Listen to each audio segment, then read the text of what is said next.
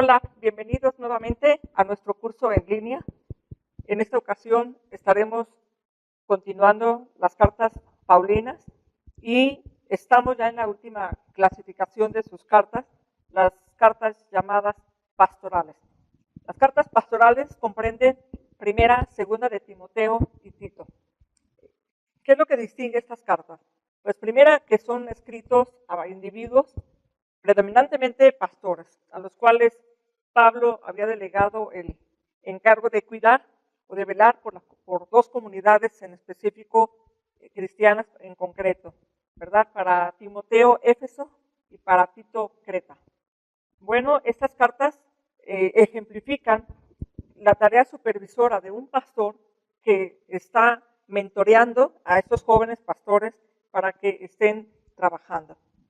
El término de pastorales empezó a utilizarse a principios del siglo XVIII. 1726, Paul Anton usó la designación de epístolas pastorales, pero fue ampliamente aceptada hasta que fue adoptada por un famoso expositor, Dean Alford, en 1849. ¿Qué es lo que Pablo trata en estas cartas pastorales? Pues aconseja, advierte, exhorta, anima a sus hijos espirituales, que son Timoteo y Tito, que están al cuidado de las iglesias de Éfeso y de Creta, respectivamente. Y bueno, con la ayuda de nuestro Dios, vamos a comenzar a enfocarnos en la primera carta a Timoteo, confiando en que lo que es la palabra de Dios nos esté enseñando, pues sea de gran utilidad para nosotros en nuestro ministerio y en la aplicación en la iglesia. ¿Cómo comienza esta carta? Primera de Timoteo. El autor, como decimos, es Pablo, y él se identifica así en el versículo 1, capítulo 1, Pablo, apóstol de Jesucristo, por mandato de Dios nuestro Salvador y del Señor Jesucristo nuestra esperanza. Él se identifica como Pablo. Sin embargo, estas cartas pastorales tuvieron ciertas objeciones en cuanto a la autoría. ¿Por qué? Primera, por el vocabulario y el estilo.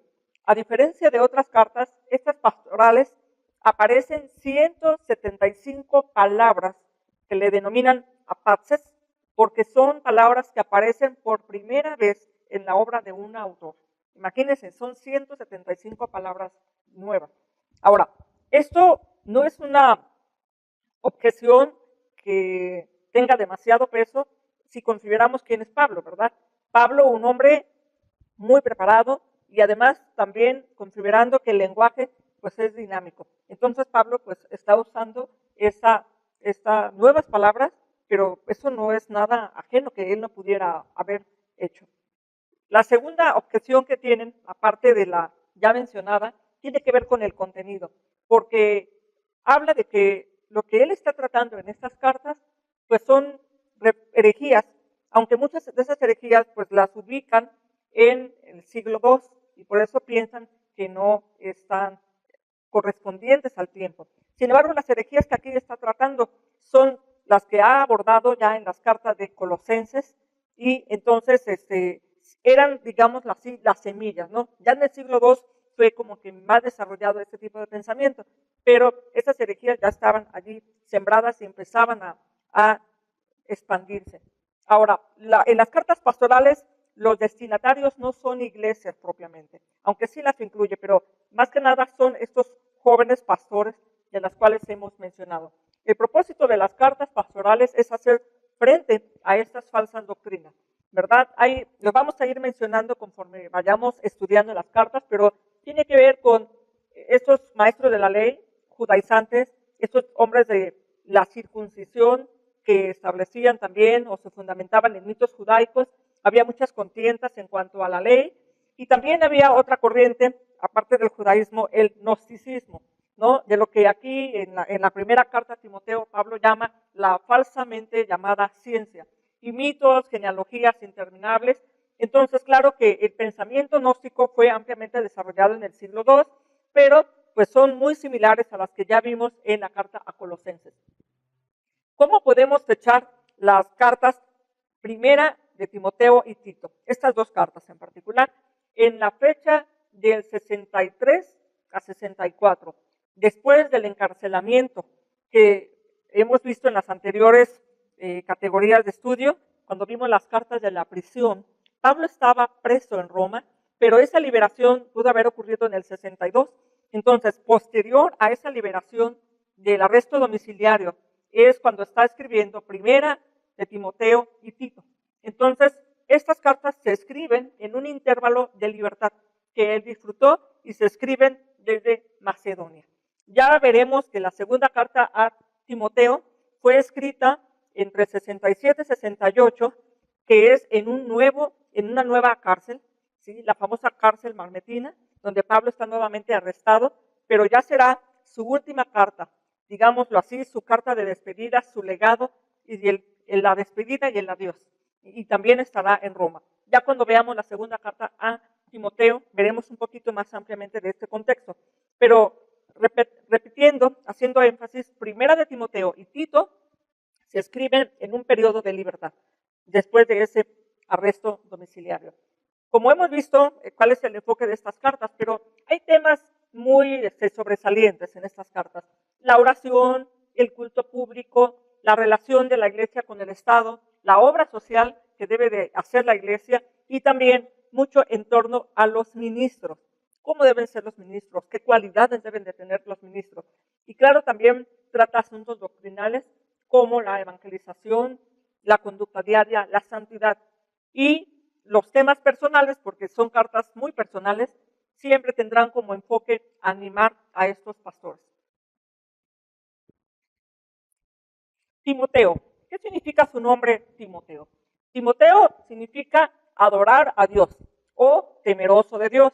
Bueno, como se supone que, pues aunque sus antecedentes familiares sí viene de una madre judía, un padre griego, seguramente muchos opinan que su nombre pues es un de origen pagano y en realidad temeroso de Dios puede ser de cualquier Dios.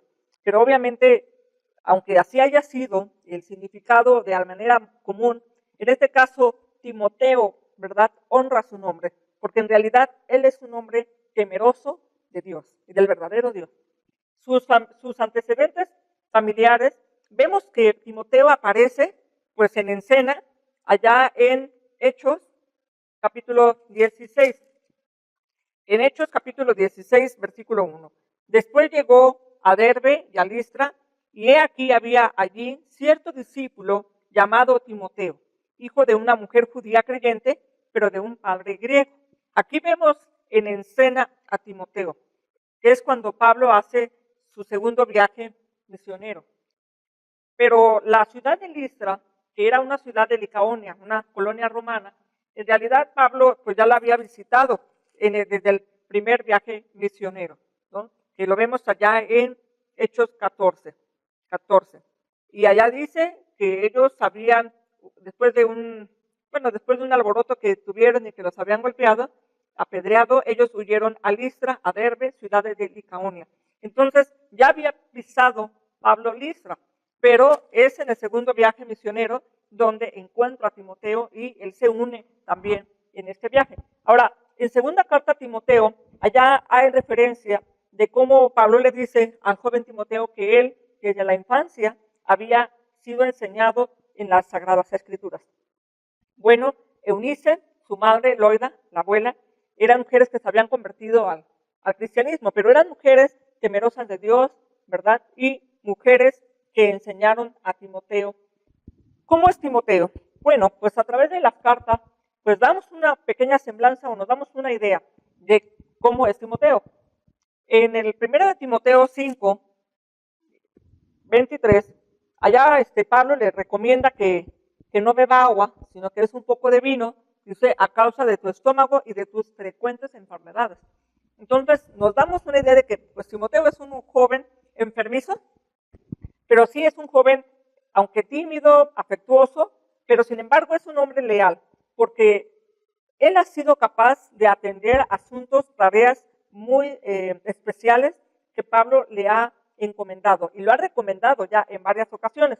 Ustedes allá en sus Biblias pueden checar estas citas que voy a mencionar, donde vemos que a Pablo le han enviado a hacer tareas importantes, como velar por situaciones problemáticas de las iglesias. Podemos ver, no lo vamos a ver ahorita, pero ustedes podrán leer. Filipenses 2, 19 al 22, Primera a los Corintios 4, 17, Primera a los Corintios 16, versículos 10 y 11. Hechos 19, 22, Primera de Tesalonicenses 3, del 2 al 6. Y vemos que Pablo lo ha encomendado, él ha hecho labores, ha hecho trabajos, y en realidad, como dice Pablo allá a los Corintios 4:17, él dice esto de Timoteo. Dice, por esto mismo os he enviado a Timoteo, que es mi hijo amado y fiel en el Señor, el cual os recordará mi proceder en Cristo de la manera que enseño en todas partes y en todas las iglesias. Aquí hay algo bien importante a resaltar. Timoteo, mi hijo amado. Y efectivamente, Timoteo llega a ser para Pablo un hijo, como un hijo verdadero. Y aquí lo dice en 1 de Timoteo 1:2, a Timoteo, verdadero hijo en la fe. Entonces, a este Timoteo hay una conexión muy, muy especial. Y como decíamos, pues Timoteo se une, ¿verdad?, con Pablo en ese segundo viaje misionero, en el cual él volvió a pasar por Listra. Cuando Pablo escribe a Tesalonicenses, él menciona una igualdad, Pablo y Timoteo. Pablo y Timoteo lo ve como un consiervo, no inferior a él, sino que lo ve como uno a uno, una relación muy cercana. Ahora, en la Biblia nos habla, bueno, de la fe de Timoteo, de la pasión por pastorear a la iglesia, pero también hasta qué grado él también llegó a padecer, ¿no?, la persecución, y eso lo vemos porque en Hebreos capítulo 13, podemos ver 13:23. Dice así, sabed que está en libertad nuestro hermano Timoteo, con el cual, si viniere pronto, iré a verlos. Está en libertad el hermano Timoteo. Quiere decir que Timoteo también pasó por la cárcel. Y bueno, Timoteo es un joven pastor que estuvo muy al lado, trabajando hombro a hombro con el apóstol Pablo. Y tuvo un largo y fructífero ministerio en Éfeso, donde él se quedó a cargo de la iglesia. Allí en el 1:3 de Timoteo, primera de Timoteo, dice, como te rogué que te quedases en Éfeso cuando fui a Macedonia, para que mandases a algunos a no enseñar diferente doctrina. Esa es la labor de Timoteo, la enseñanza, el pastoreo, y dice aquí que se quedó en Éfeso. Allí estuvo él, y según la tradición, se dice que estuvo hasta el año 97 después de Cristo en su martirio, aproximadamente a los 65 años de edad bajo Domiciano. Bueno, en este capítulo 1, entrando un poquito más ya de lleno al capítulo 1, Pablo declara algo interesante. Pablo, apóstol de Jesucristo. ¿Por qué es necesario que Pablo se identifique como apóstol? Siento que pues le está escribiendo a un amigo, a un colaborador, a un hijo, que realmente no necesita una identificación. Timoteo sabe muy bien quién es Pablo, pero sin embargo, yo creo que lo hace para reafirmar y sobre todo para que Pablo, Timoteo siempre tenga presente, ¿verdad? ¿Quién era el que había enviado a Pablo? Dice aquí, por mandato de Dios nuestro Salvador. Por mandato de Dios es que Él es un apóstol. Entonces, con eso hace hincapié de que Él no se envió a sí mismo y no fue una decisión humana, sino fue una decisión divina. Entonces, como es un mandato, entendiendo el contexto romano, ¿verdad? Los mandatos eran comunicaciones oficiales y como tales debían obedecerse. Ahora, aquí vemos algo interesante en lo que sigue, porque es la primera vez que aparece en esta carta paulina. Dios nuestro Salvador, porque dice aquí, por mandato de Dios nuestro Salvador. Es un título usado exclusivamente en esta carta. Lo vemos aquí en el 1:1 y en el 2:3 también decimos, porque esto es bueno y agradable delante de Dios nuestro Salvador. Y en el 4:10 también vemos esa expresión, el Dios viviente que es el Salvador de todos los hombres. Dios nuestro Salvador y Jesucristo nuestra esperanza. Bueno, aunque Dios nuestro Salvador es una expresión nueva en esta carta, en realidad no es una idea nueva, y mucho menos en la teología de Pablo, porque Pablo siempre ha atribuido a Dios la obra de salvación. Podemos verlo en 1 Corintios 1:21, Efesios 2, y el 4 al 8, Filipenses 1:28. Ustedes podrán leer y ver cómo este pensamiento de Dios Salvador ha estado en el pensamiento de Pablo. Y también, obviamente, viene del trasfondo del Antiguo Testamento, como en los Salmos, que se menciona mucho, Salmo 24:5, Deuteronomio 32:15. Bueno, también era una expresión muy común entre los judíos. Podemos ver, por ejemplo, en Lucas, ¿verdad? Allá en la oración, o una expresión de gratitud que hace María, en Lucas 1:46, 47, que dice así: entonces María dijo, engrandece mi alma al Señor y mi espíritu se regocija en Dios mi Salvador. Es una expresión pues muy común también, el Dios Salvador. Ahora, claro que en el contexto helenista romano, Salvador también se aplicaba a generales del ejército romano, ¿verdad? Y obviamente aún se le aplicaba al mismo emperador Nerón como el Salvador. Pero aquí Pablo lo está usando específicamente, ¿verdad? Con todo el peso que representa aplicar a Dios, ¿verdad? Nuestra salvación. Ahora, Jesucristo es nuestra esperanza. Jesucristo es nuestra esperanza. Ya Pablo en Efesios 2:12 habría enfatizado que antes nosotros estábamos sin Cristo, sin esperanza. Y ahora aquí la esperanza tiene que ver con una idea de certeza absoluta. Y aquí vemos un equilibrio interesante que Pablo está mostrando. Dios nuestro Salvador y Cristo la esperanza. En realidad son como si pudiéramos ver las dos caras de una misma moneda, ¿verdad? Una teología perfectamente equilibrada. Ahora, en el versículo 2, a Timoteo, verdadero hijo en la fe. Verdadero, genesoi, ¿verdad? Habla de que es legítimo en contraparte de que fuese un bastardo, ¿no? Entonces, yo no sé si eso pudiera darse en las circunstancias de que el contexto familiar de Timoteo, como un hijo de un matrimonio mixto, bueno, pues no lo hacía un bastardo, pero a lo mejor algunos tenían ciertas maneras de ver distintos respecto a Timoteo, pero aquí hay algo interesante. Si Pablo es un auténtico apóstol, porque lo es por mandato de Dios, ahora, él es un verdadero, auténtico apóstol y Timoteo es un auténtico hijo también. Entonces, aquí, más que nada, Pablo está haciendo como una armonía, ¿no? De ese tipo de pensamiento. Y obviamente contrarrestar cualquier prejuicio en cuanto a las circunstancias del nacimiento de Timoteo, por venir de un matrimonio mixto, pero aquí lo está poniendo en una parte muy igual, ¿no? Y con toda la autoridad. En este saludo que Pablo le da a Timoteo, el verdadero hijo, gracia, misericordia y paz de Dios nuestro Padre y de Cristo Jesús nuestro Señor. Gracia, misericordia y paz hemos visto a través de las cartas que hemos ya estado estudiando, Filipenses, Gálatas, Corintios, Tesalonicenses, pues gracia, misericordia y paz es una parte de un saludo acostumbrado. Ahora, charis, la gracia, es algo bello, ¿verdad? Encantador. Y la idea de la generosidad, ¿verdad? Porque gracia es aquella que hemos recibido y que no merecemos y que no nos hemos ganado absolutamente nada. Ahora, ¿cuál es el deseo de Pablo? Pablo desea que Dios sea bueno, misericordioso con Timoteo.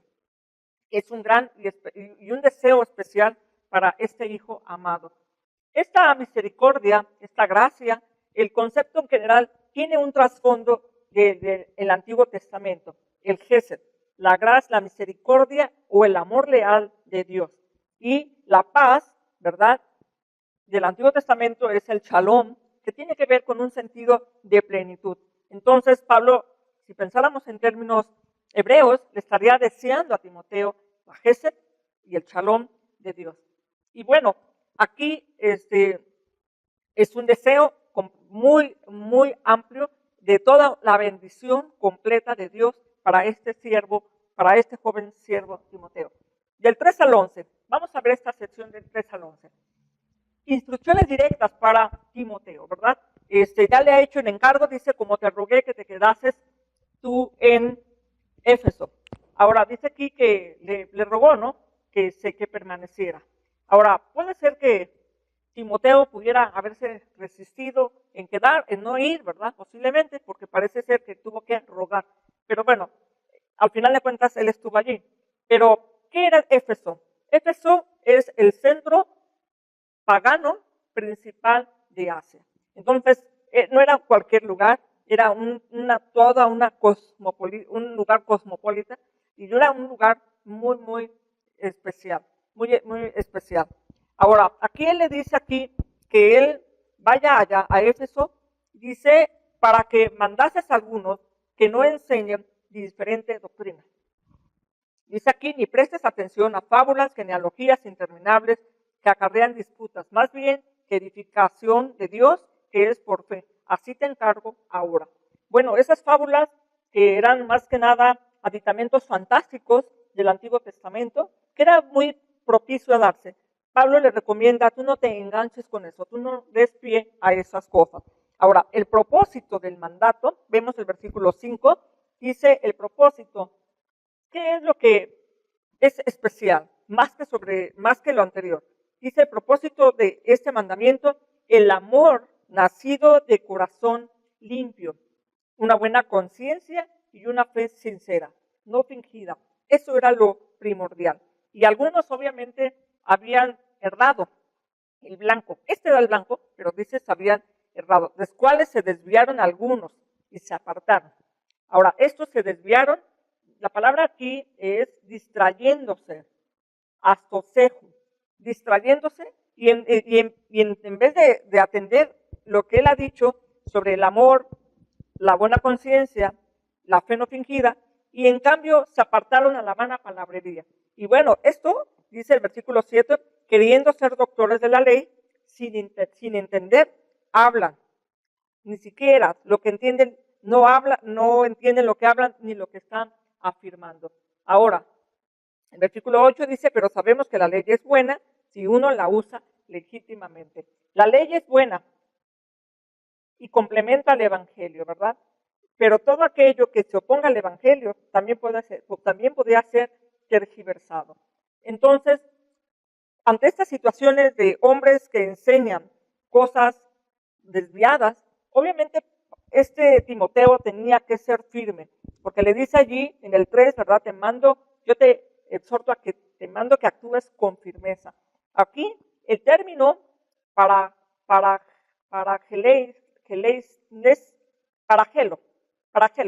es un término de uso militar. Obviamente no se trata de que iba a ser un dictador o un líder autocrático, pero sí él con responsabilidad tenía que enseñar, tenía que instruir a las personas. ¿Por qué? Porque hay falsos maestros que están enseñando y desviando, que se hacen llamar doctores de la ley, que es lo que vemos en el versículo 7, y ni siquiera entendían el significado de las escrituras. Hablaban de mitos, genealogías interminables, y obviamente esa parte de lo interminable, ¿verdad? Que no llevaba a ningún lado y que pudiera ser cansado, fastidioso, y al final terminaba causando puras discusiones, generando riñas, generando conflictos. Es lo que él está hablando. Y estos falsos maestros, ¿verdad? Lo que Pablo está diciendo es que ellos carecen de un corazón limpio, de una buena conciencia y de una fe sincera. Ellos carecen de eso. ¿Por qué? Porque se han desviado de eso que era realmente el blanco. Y obviamente tienen ellos una conducta contraria a la sana enseñanza. El propósito del mandato, ¿verdad? Un corazón puro. Es allí en el interior de la persona donde se originan los deseos y las intenciones.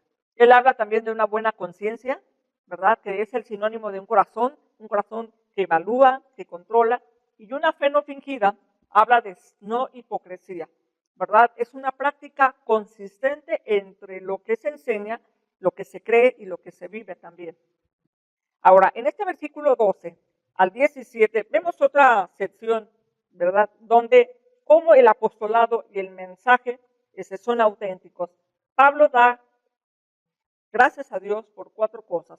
Dice aquí, doy gracias al que me fortaleció, a Cristo Jesús nuestro Señor, porque me tuvo por fiel poniéndome en el ministerio.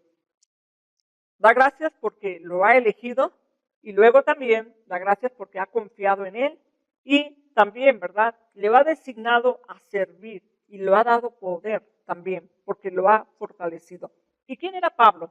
A pesar de todo esto, Pablo reconoce su propio pecado y veamos lo que dice aquí. Habiendo sido yo, ¿verdad? Antes blasfemo, versículo 13, perseguidor e injuriador, mas fui recibido a misericordia, porque lo hice por ignorancia en incredulidad. Cuando habla de ser blasfemo, ¿verdad?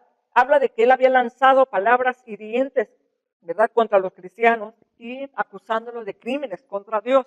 Él era perseguidor, él era injuriador. Ahora, aquí la palabra de injuriador tiene que ver con una palabra que significa lastimar, agraviar y además ser cruel. En síntesis, Pablo dice, yo soy el peor de los pecadores. En el 1.15 dice allí, de los cuales, dice, palabra fiel y digna de ser recibida por todos, que Cristo Jesús vino al mundo para salvar a los pecadores, de los cuales yo soy el primero. Pablo sabe de dónde ha sido sacado, de dónde ha sido tomado. Y esto no solamente aquí lo dice. Bueno, allá en Efesios 3:8, él había mencionado algo interesante.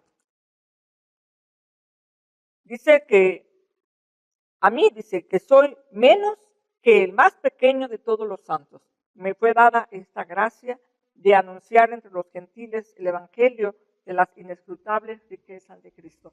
Yo, el más pecador, pero también el más pequeño de los santos. ¿Qué gana con mantener Pablo el vivo recuerdo del pecado o de donde fue tomado? Más que nada, mantenerse humilde, agradecido y a la vez pues ser de un constante estímulo para los demás, ¿no? Si Pablo, siendo lo que fue, cómo Dios lo sacó, yo creo que todos podrían mirar con esperanza su situación. Ahora, en este pasaje que estamos viendo, dice aquí, palabra fiel y digna de ser recibida por todos. Esta palabra fiel solo se usa en las cartas pastorales. Esta palabra fiel. Esto énfasis en el evangelio verdadero, digno de crédito y digno, por lo tanto, de ser aceptado. Entonces, gracias a este evangelio, los pecadores pueden ser salvos. Y aquí en el versículo 17 vemos una doxología. Vemos una doxología, dice, por tanto, al Rey de los siglos, inmortal, invisible, al único y sabio Dios, sea honor y gloria por los siglos de los siglos. Amén. Entonces, aquí en esta doxología, él establece o da una alabanza que se dirige a Cristo como Rey. Y eso también lo vamos a ver en Primera de Timoteo 6, 15 al 16. Aquí también vemos, ¿verdad? Dice, la cual a su tiempo mostrará el bienaventurado y solo soberano, Rey de reyes y Señor de señores, el único que tiene inmortalidad, que habita en luz inaccesible, a quien ninguno de los hombres ha visto ni puede ver, el cual sea la honra y el imperio sempiterno. Amén. Otra doxología más en esta carta, en el capítulo 6. Aquí Pablo está hablando, después de esta doxología, dice, este mandamiento, hijo Timoteo, te encargo para que conforme a las profecías que se hicieron antes en cuanto a ti, milites por ellas la buena milicia.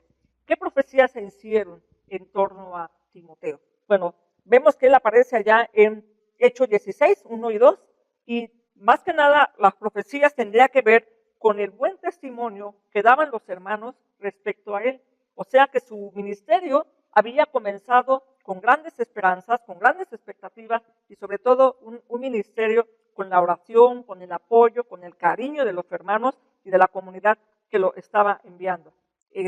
No se refiere a que hayan profetizado sobre él, sino el testimonio que daban de él. Y Pablo le exhorta aquí que milite la buena milicia. Un ministerio, aquí está hablando, cuando habla de la milicia, habla de una implicación, ¿verdad? De una implicación de guerra espiritual. O sea, lo que Pablo allá dijo en la carta a los Efesios, la lucha que tenemos y la armadura que tan bellamente describió del soldado, del creyente. Bueno, aquí Pablo está hablando de su hijo Timoteo como pues un guerrero, ¿no? Un soldado. Allí él tiene que militar una guerra espiritual. la buena milicia. Ahora, ¿cuáles son los requisitos para tener éxito en esta batalla? Bueno, él ya lo ha dicho allá en el versículo 5. Este propósito de este mandamiento, el amor nacido de corazón limpio, la buena conciencia y la fe no fingida. Así de que ya esas son las armas, la fe, una buena conciencia y también el amor. Esas son las armas de este soldado. Y dice tú milita la buena milicia, la buena milicia. ¿Qué quiere decir eso de buena? ¿Verdad? Bueno, pues aquí ve que este soldado no es un soldado que sirve ceñudo, molesto, porque aquí lo bueno tiene que ver con atractivo, hermoso. Así de que está diciendo, tú puedes ser un siervo que sirves con gozo. No, porque es algo hermoso y por eso dice la buena milicia. Lo hermoso de esta batalla. No es algo para vivir o sufrirlo de una manera muy negativa. Aunque sí Pablo va a hablar de ejemplos de quienes han fracasado en esta milicia. Lo vamos a ver aquí, justamente lo está diciendo aquí adelante. Manteniendo la fe, dice la buena conciencia, desechando la cual naufragaron en cuanto a la fe algunos. ¿Y quiénes son estos algunos? Dice, de los cuales son Himeneo y Alejandro, a quienes entregué a Satanás para que aprendan a no blasfemar. Este Himeneo y Alejandro, dice allí, naufragaron, se desviaron. Estos se perdieron prácticamente. Y en 2 de Timoteo 2:17 dice allí, y su palabra carcomerá como gangrena, de los cuales son Himeneo y Fileto. Así de que aparece Himeneo y aquí se agregó otro más. Ese es un peligro que el siervo que se desvía de la fe, del amor, de la buena conciencia y sobre todo de la dirección de Dios, es una persona vulnerable a naufragar, a desviarse.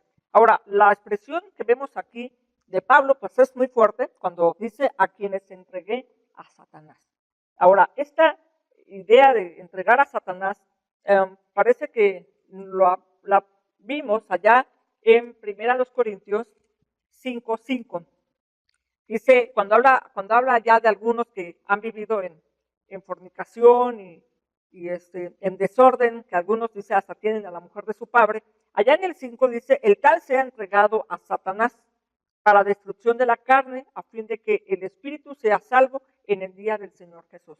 Esta expresión de entregado a Satanás más bien tiene que ver con la idea de excomunión, la idea de expulsar de la iglesia.